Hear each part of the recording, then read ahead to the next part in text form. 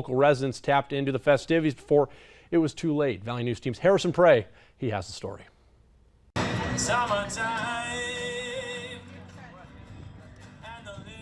Face painting, games, and freshly made apple cider at this year's Apple Harvest Festival. This weekend marked the 7th year of the fall gathering. Wild Terra hosted the extravaganza. We have food trucks, there's pumpkins you can buy, there's sunflower bouquets you can make, we have live music, I think we have a banjo band that's playing as well. But one thing in particular was a hot commodity. There's apple pressing actually right behind me. What I think is really interesting is the apple pressing. Milwaukee said that the process and work of making the cider is impressive. It mixes with the accommodating atmosphere. So it's always an adventure to come here, but it's also comforting and it feels like home. For Sweet and the rest of her crew, they look forward to organizing it every 12 months.